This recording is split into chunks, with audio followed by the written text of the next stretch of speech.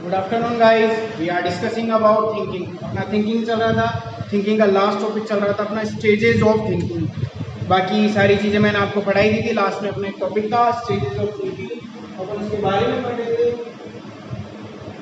Basically अपना जो scientist था, कौन सा वाला साइंटिस्ट था, जीन पिगेट, अपने स्विस फिलोसोफर, उन्होंने क्या बताया था कि बच्चा जब डेवलप होता है तो स्टार्टिंग में बायोलॉजिकल सीखता है, फिर इसके बाद धीरे धीरे एनवायरनमेंट से चीज़ें सीखता है, माँ बाप के द्वारा, अपने भाई बहनों के द्वारा, रिलेटिव्स के द्वारा, फिर आगे जाके चीज़ें वो और अपने फ्रेंड्स के द्वारा, इस तरीके से चीज़ें क्या होता है कन्वीनियंट होते हुए चेंज होती रहती है, पर्सपेक्टिवली बेसिक। दूसरी बात क्या था कि अगर अपन इसको डिवाइड किया जाए अकॉर्डिंग टू जीन पिगेट, तो उन्होंने स्टार्टिंग बेसिस पे क्या बताया था कि अगर सेंसरी मोटर वाला है ना 2 साल का बच्चा, अगर 2 साल का बच्चा किसी चीज़ को सीखेगा तो कैसे सीखेगा, अपन क्या कहेंगे कि वो लेके आओ, वो सामान लेके आओ।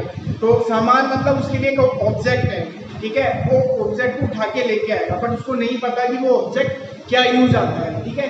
दूसरी बात क्या होती है कि वो अपन सिर्फ उसको इशारों से समझाएंगे, ठीक है, अपन ऐसे बोलेंगे वो लेके आओ, ये करो, ऐसा करो, पेन उठाओ, ऐसे चलाओ, मार्कर चलाओ। तो दूसरी बात ये आ जाती है कि इस चीज़ को अगर आगे आगे धीरे धीरे डेवलप होगा, ठीक है, तो प्री ऑपरेशनल 2 से 7 साल के बच्चों के अंदर होता है। इसके अंदर क्या होता है कि अगर हम देखेंगे कि जो 2 से 7 साल का बच्चा होता है वो हमारी लैंग्वेज समझने लग जाता है, ठीक है। जैसे हम ऐसे बोलते हैं कि बेटा वो देखो बलून्स, ठीक है, वो देखो टॉफीज, ठीक है, तो वो क्या होगा कि उसकी नजरें वहाँ यूज होगी। जबकि हम स्पेशली अगर 2 साल के बच्चे को बोलेंगे बेटा वो देखो बलून्स, वो देखो टॉफी, तो वो ट्राई करने लगेगा। कहने वाली बात सिंपलेस्ट फॉर्म में है कि अगर 2 साल का बच्चा है तो वो इशारों से समझेगा, और अगर बच्चा थोड़ा बड़ा हो चुका है तो बेसिकली उसका डेवलपमेंट हो चुका है, उसके अंदर थिंकिंग प्रोसेस आ चुकी है। क्योंकि जैसे जैसे हमारा ब्रेन डेवलप होता है अकॉर्डिंग टू एज फैक्टर, आप लोगों के पीरियडिक के अंदर आएगा 3rd ईयर के अंदर, ठीक है। बात कहने वाली सिर्फ इतनी सी है कि जैसे जैसे बच्चा बड़ा होता है उसके माइंड ब्रॉड होता रहता है, कैपेसिटी ऑफ थिंकिंग डेवलप होती रहती है, ठीक है। 2 साल का बच्चा सिर्फ इशारों की भाषा समझेगा, 2 से 7 साल का बच्चा अपने लैंग्वेज की भाषा समझेगा, ठीक है। लैंग्वेज वैसे कि आप लोगों को बहुत अच्छे से पता है किस तरीके से किस चीज़ का यूज़ किया जाता है, ठीक है। अब कॉन्क्रीट ऑपरेशन, इस चीज़ के अंदर क्या हो जाता है कि किसी भी चीज़ का क्लासिफिकेशन करते हैं। 7 से 11 साल का बच्चा क्या होगा, क्लासिफिकेशन करेगा।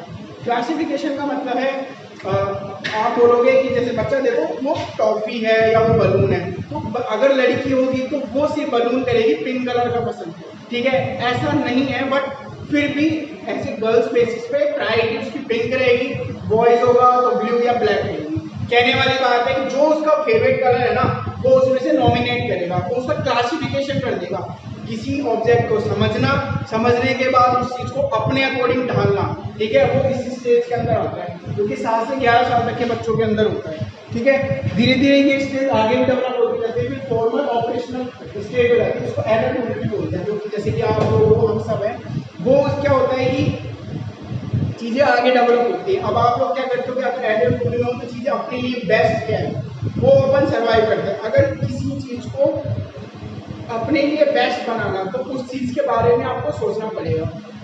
लाइक किसी क्वेश्चन है, क्वेश्चन का आंसर निकालना है, या फिर किसी भी चीज़ की डेफिनेशन है, अगर 3 डेफिनेशन है तो हम सबसे सिंपलेस्ट फॉर्म की डेफिनेशन याद करेंगे जो हमें याद हो रही है। कहने वाली बात यह है कि जो क्लासिफिकेशन हम कैसे करेंगे अकॉर्डिंग टू बेस्ट, अपने लिए बेस्ट क्या है आगे वाली चीज़ों से बेसिस। और ये फाइनल फॉर्म होती है इस स्टेज की, ठीक है। अब बात हो जाता है कि ये चीज़ अपनी कंप्लीट हो चुकी है। अब अपना दूसरा जो टॉपिक था वो इंटेलिजेंस था। इंटेलिजेंस होता क्या है मैं आप लोगों को बता देता हूँ थोड़ा बहुत। थिंकिंग वाला मेजर टॉपिक है, इंटेलिजेंस वाला भी मेजर टॉपिक है। आप लोगों की वैसे तो एग्जाम होगी नहीं, और अगर होती है तो मेरा कहने का एक ही मतलब है, चीज़ों को ध्यान से सुनो, ध्यान से समझो। नहीं समझ में आए तो मेरे नंबर है ही सबके पास, नहीं भी है तो आसपास से ले लेना, रात में कॉल मत करना, ठीक है। इंटेलिजेंस,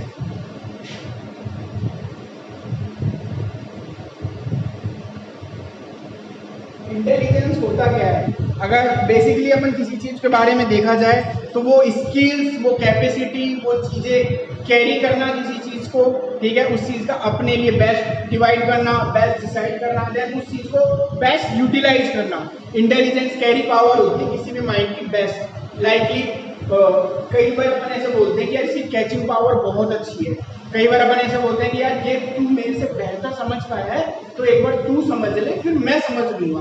कहने वाली बात है कि पहले उसने समझा फिर आपने समझा, तो आप उसकी इंटेलिजेंसी आपकी इंटेलिजेंसी से अच्छी है। विल पावर मतलब उसकी स्किल्स आपकी स्किल से अच्छी है। यहाँ पे इंटेलिजेंसी का मतलब यही है कि किसी भी माइंड की कैपेसिटी, उसकी स्किल डेवलप होना, चीज़ें यूटिलाइज होना। अकॉर्डिंग टू डेफिनेशन हम देख सकते हैं, अपने एक साइंटिस्ट थे,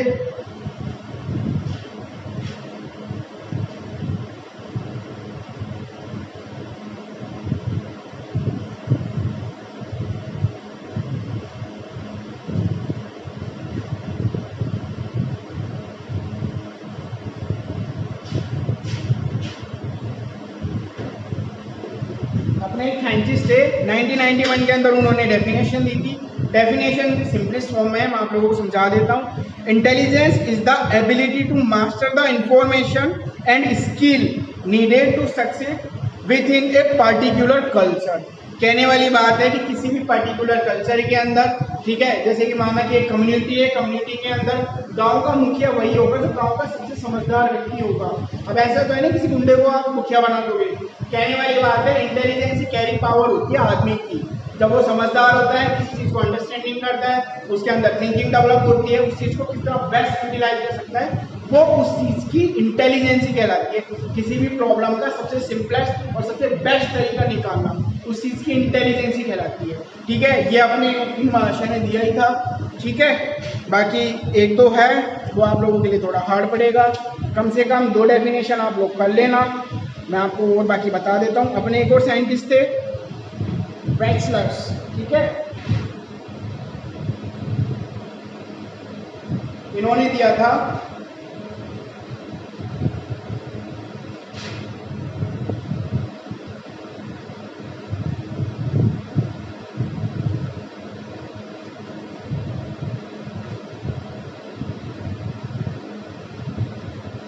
ठीक है,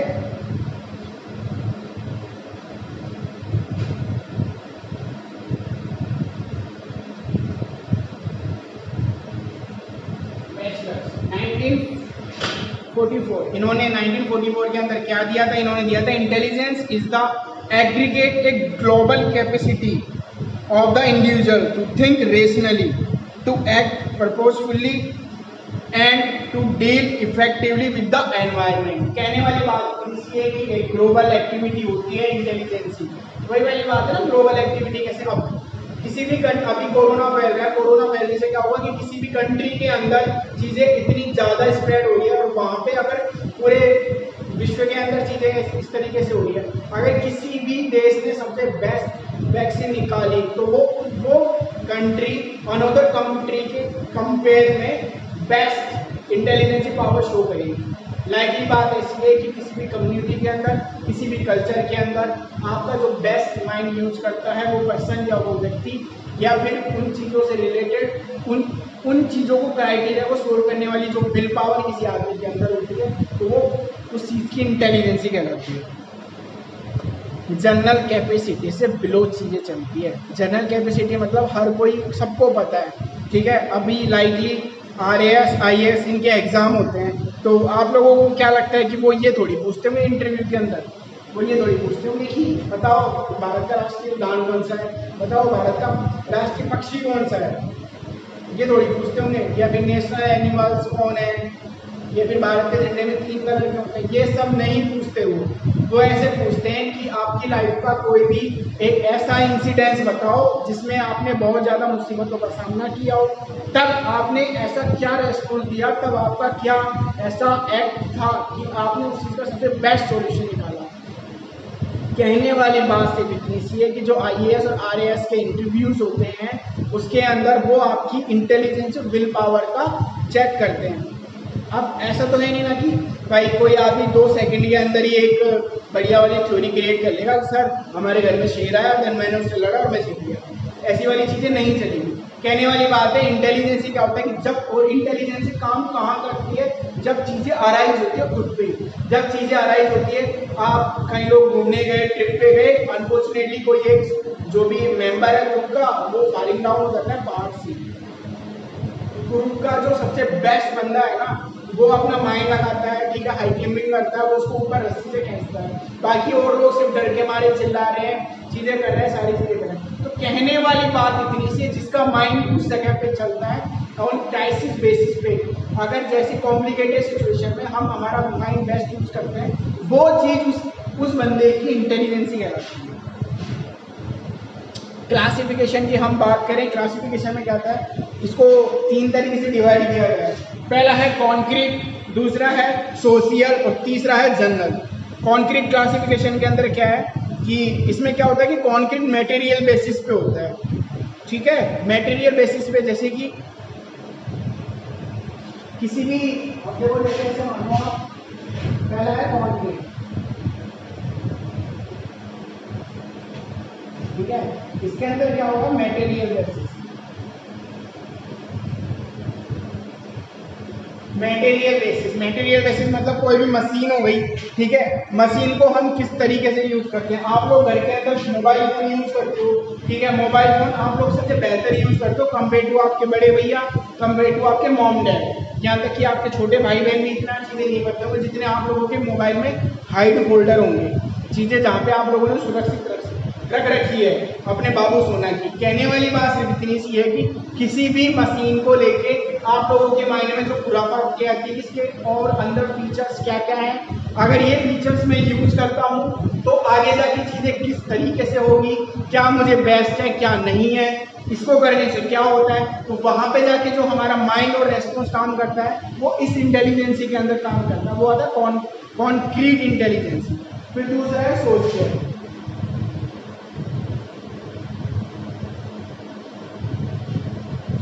सोशल इंटेलिजेंसी में क्या होता है कि कई आदमी क्या होते हैं कि बेचारे घर से सफर करते हैं, घर से कहने का मतलब है कि कॉलेज से उनका जो डेस्टिनेशन है वो कम से कम 40 से 50 किलोमीटर दूर है, ठीक है, तो वो बंदा ट्रेन में आएगा, बस में आएगा, टेम्पो में आएगा, फिर जाके फाइनली वो कॉलेज में पहुंचेगा।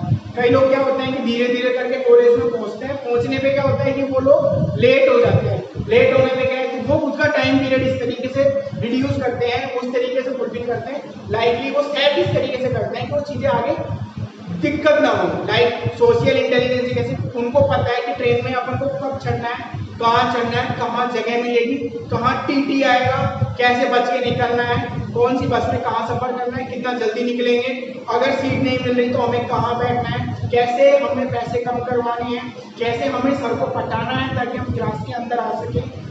बात कहने वाली इतनी है कि सोशल इंटेलिजेंस हमारी वर्क जहाँ करती है जहाँ पीपल गैदरिंग ज़्यादा होती है, देन सोशल लाइफ और डेली लाइफ से रिलेटेड चीज़ें इन्फ्लेक्ट होती है, ठीक है।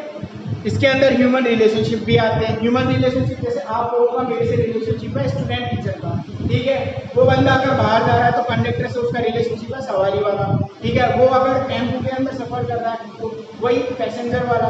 कहने वाली बात इतनी है कि सोशल इंटेलिजेंस वहीं पे यूज होती है। अगर आपका पड़ोसी कुछ भी ऐसा कर रहा है जिससे आपको प्रॉब्लम क्रिएट हो रही है, आपकी फैमिली को प्रॉब्लम क्रिएट हो रही है, तो आप उसका अल्टरनेटिव सॉल्यूशन क्या निकालेंगे, या तो उसी की तरह चीजें सोचना शुरू कर दो या फिर एक ऐसा फॉर्म ऑफ अल्टरनेटिव सॉल्यूशन निकालोगे ताकि उसको भी दिक्कत ना हो, मुझे भी दिक्कत ना हो और चीजें वैसी ही चलती रहे, क्योंकि लड़ाई झगड़ों से सॉल्यूशन होता है। तो आप लोगों का जो रेस्पॉन्स और माइंड क्लिक करेगा ना वो सोशल इंटेलिजेंस के अंदर यूज किया जाता है। जैसे अभी आप लोगों को पता होगा कि कोरोना चल रहा है, ठीक है, कोरोना चल रहा है, तो अब आप लोगों को तो पता नहीं था कि सोशल डिस्टेंसिंग करनी है, मास्क पहनना है, ठीक है, आप लोगों को कब पता लगा, जब आप लोगों को बताया गया। बताया किसने गया, आपके लीडर्स ने। लीडर मतलब जो भी है, कोई भी जैसे टीचर हो गया या फिर आपके मम्मा पापा हो गए या फिर उनके भी जो सुपीरियर है, गवर्नमेंट हो गई, डॉक्टर्स हो गए, तो जहाँ पे जो चीज़ होती है उनका जो सुपीरियर होते हैं ना वो उस चीज़ को डिरेक्ट करते हैं। अब कहीं ना कहीं हमारा लिंक हर किसी से होता है। हम ऐसे बोलते हैं ना कि पीछे बैक बेंचर में जो बैठे हैं, फ्रंट बेंचर में जो लड़कियां बैठी है, लड़के बैठे हैं, उनका कोई कनेक्शन नहीं होता। कनेक्शन है, इनडायरेक्टली भी कनेक्शन है कि वो एक ही क्लास के हैं। अगर मैं नाम लेता हूँ बीएससी फर्स्ट ईयर का मतलब है all over student, not included only 5 girls 6 boys, ठीक है, और सब नहीं। बाकी कहने का मतलब है कि पूरी, अगर मैं फर्स्ट ईयर नाम ले रहा हूँ तो उस जगह अगर कोई लीडर किसी चीज़ को अप्लाई करता है, चीज़ें करता है, तो हमारा इनडायरेक्टली उस चीज़ से रिलेशन है, तो वो चीज़ हमारे ऊपर इफेक्ट पड़ेगी। तो सोशल इंटेलिजेंस वहाँ यूज होती है कि अगर किसी कम्युनिटी के अंदर कोई सेम प्रॉब्लम है, तो हम लोगों का सबसे बेस्ट लीडर होता है, लीडर वही होता है जिसके पास इंटेलिजेंस और विल पावर बहुत अच्छी होती है। वो हम लोगों को चीज़ें बताएगा कैसे सेफ होती है, कैसे यूज किया जाता है। ठीक है, फिर तीसरा है जनरल इंटेलिजेंस।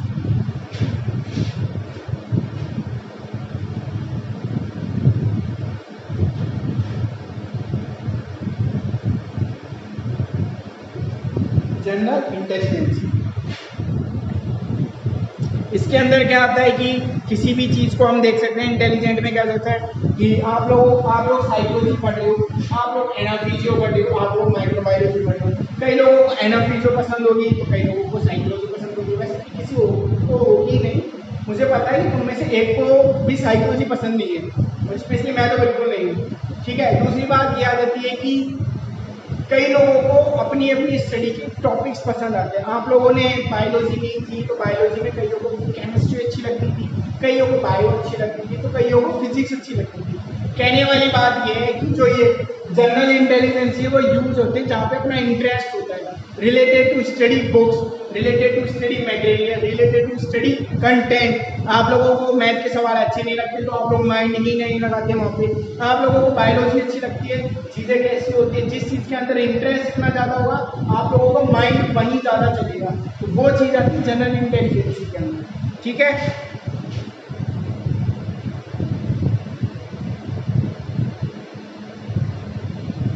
फिर एक होता है मल्टीपल इंटेलिजेंस। मल्टीपल इंटेलिजेंस क्या होता है?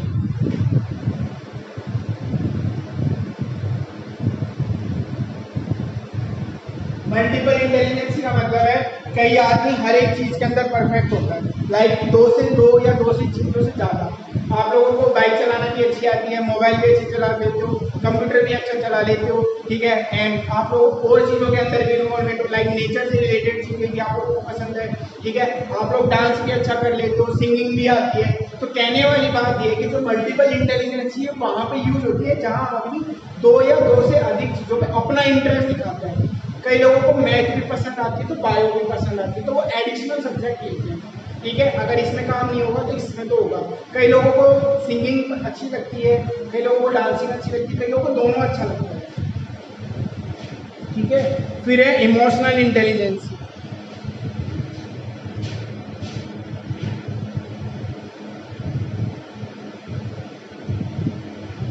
गौर कर रहे हो इस पे?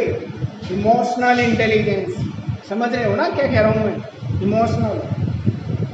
इमोशनल वाली बात ऐसी है कि सबसे ज़्यादा, अगर हम एक रिसर्च हुई थी, ठीक है, स्विट्जरलैंड में रिसर्च हुई थी, वहाँ पे ये बताया गया था कि जो इमोशनली बेसिस पे सबसे ज़्यादा जो अफेक्टेड होते हैं वो भारतीय पुरुष होते हैं।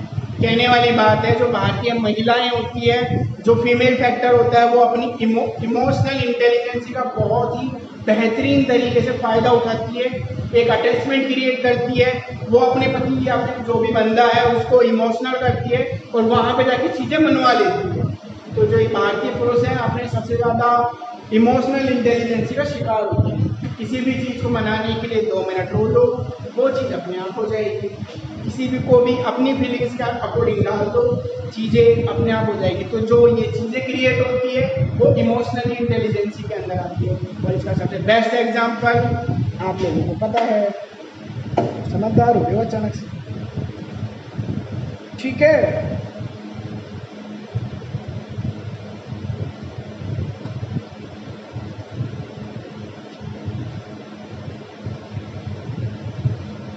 फिर था ये जो इंटेलिजेंसी है, थिंकिंग है, मैंने आप लोगों को अब तक जितना पढ़ा दिया रिवाइज करते रहना। एग्जाम हो तो अच्छा, नहीं हो तो अच्छा। मेरा कहने का मतलब है सिर्फ आप लोगों के पास नॉलेज होनी चाहिए।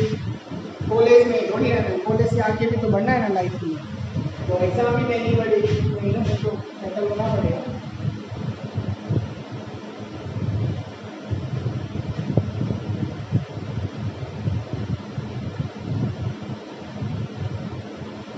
तो यही वाली बात है।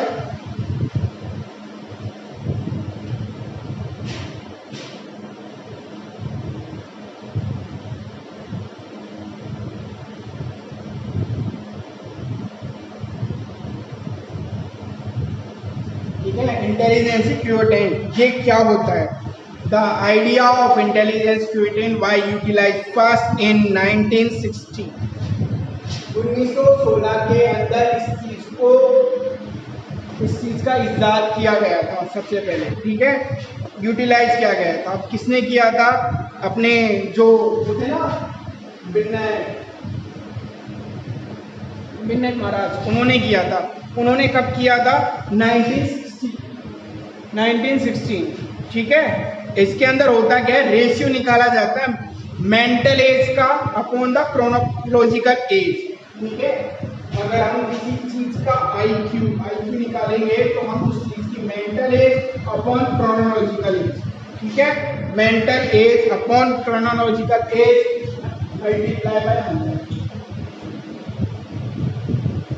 किसी का भी आईक्यू निकालने के लिए उसकी हमें मेंटल एज पता होनी चाहिए, उसकी हमें क्रोनोलॉजिकल एज पता होनी चाहिए। उसको हम 100 से मल्टीप्लाई करेंगे तो उसका आईक्यू आ जाएगा। लाइकली एक 10 साल का बच्चा है जिसकी मेंटल एज है 12 साल, ठीक है। तो अगर उसकी मेंटल एज कितनी है? 12 साल के बराबर, बच्चा है 10 साल का, मल्टीप्लाई बाय 100 कितना आएगा? 120। जो ये मार्जिन निकाला गया है वो उसका आईक्यू है।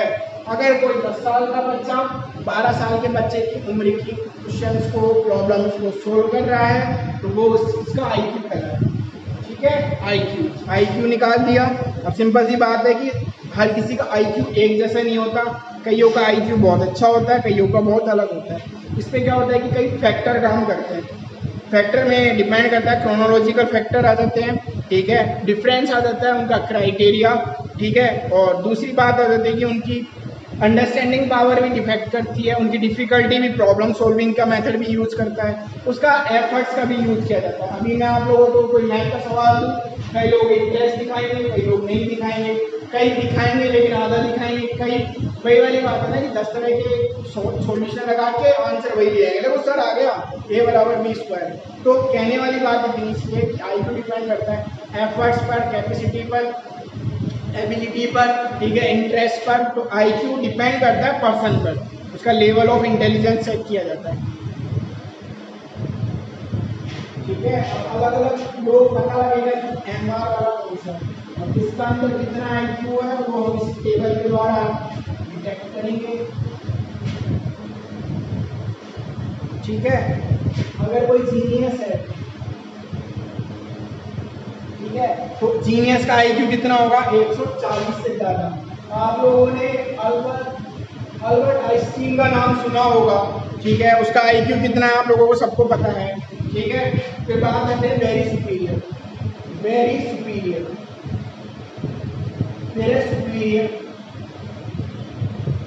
फिर है अबोव एवरेज,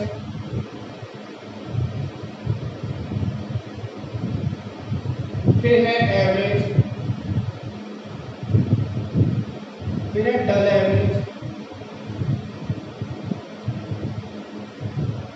फिर है बॉर्डर लाइन, फिर है माइल्ड मेंटल रिटार्डेशन,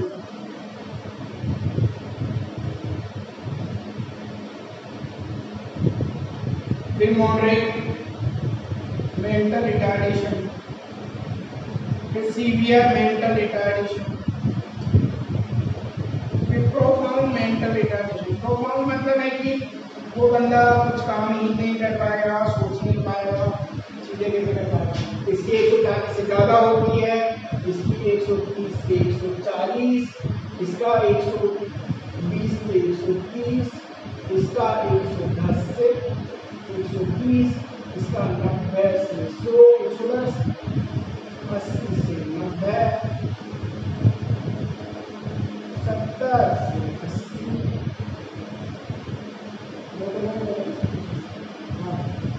70 से 80, 50 से 70,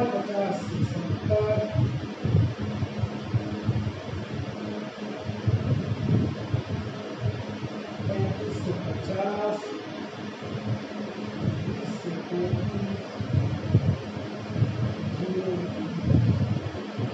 कहने वाली बात सिर्फ इतनी सी है कि जिसका इंटेलिजेंस डिपेंड करती है। आईक्यू निकालेंगे, आईक्यू निकालने के लिए हम उसका आईक्यू निकालने के लिए टेस्ट करते हैं, टेस्ट निकालने के लिए हम उसकी mental as upon chronological age निकालते हैं, फिर उसके द्वारा हम उसकी चीज़ें निकालते हैं। अगर कोई आदमी सॉल्यूशन नहीं कर रहा, उसका बेहतर ढंग से सॉल्यूशन कर रहा है, तो वो उसका जीनियस आ जाएगा। जीनियस से भी अगर और भी अच्छे ढंग से सॉल्यूशन कर रहा है, तो हमारे जो अल्बर्ट आइंस्टीन है उनका IQ 152 है, सबको पता है, वो एक जीनियस से भी बढ़कर है वो, ठीक है। फिर इसके बाद है, अगर IQ निकाला 120 से 140 के बीच में आ रहा है तो वेरी सुपीरियर, फिर सुपीरियर, फिर अबोव एवरेज, फिर एवरेज, फिर डल एवरेज, बॉर्डर लाइन। ये वाला जो बॉर्डर लाइन वाला है, ये एक लाइन होती है, ठीक है, वहाँ तक के चीज़ों को नॉर्मल तरीके से समझा जाता है। लेकिन ये वाली जो क्राइटेरिया है सीवियर वाली, वो MR के अंदर आती है। MR मतलब मेंटल रिटार्डेशन। वो बंदा, वो शख्स, वो आदमी जो इसका दिमाग सही तरीके से काम नहीं करता, उसको हॉस्पिटल के अंदर रखा जाता है। वो इन्हीं क्राइटेरिया के बेसिस पर रखा जाता है। प्रोफाउंड का मतलब है कि कुछ होना ना होना बराबर है, ठीक है, माथापच्ची करना बेकार है उससे, ठीक है। दूसरी बात है कि यूजेज ऑफ इंटेलिजेंस। इंटेलिजेंस का यूज कहाँ कहाँ होता है अगर हम देखा जाए तो जिसके पास दिमाग होगा वो हर जगह यूज करेगा। यूज करने वाली बात है कहाँ पे किस तरीके से यूज किया जा रहा है।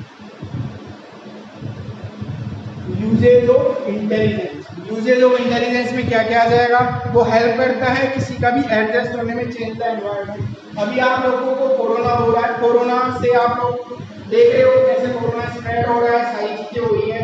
आप लोगों के आसपास किसी को कोरोना होता है तो आप लोगों को क्वारंटाइन में रखा जाएगा 14 दिन तक। कोई आदमी घर से दूर रहे, चीजें रहे, जिसको कोरोना हुआ है वो पागल सा हो जाएगा। आप लोगों ने कई बार सुना भी होगा कि किसी को डर के मारे कोरोना के चक्कर में छत से कूदा अस्पताल की, या फिर कुछ भी ऐसा हुआ कि डर के मारे वो चीज़ें फेस नहीं कर पाया, तो वो इंटेलिजेंसी के अंदर नहीं आता। इंटेलिजेंसी का मतलब है कि किसी भी चेंजिंग सिचुएशन के अंदर अपने आप को एडजस्टेबल बनाना। उसके लिए आप लोगों के पास क्विकली और करेक्टली होना चाहिए।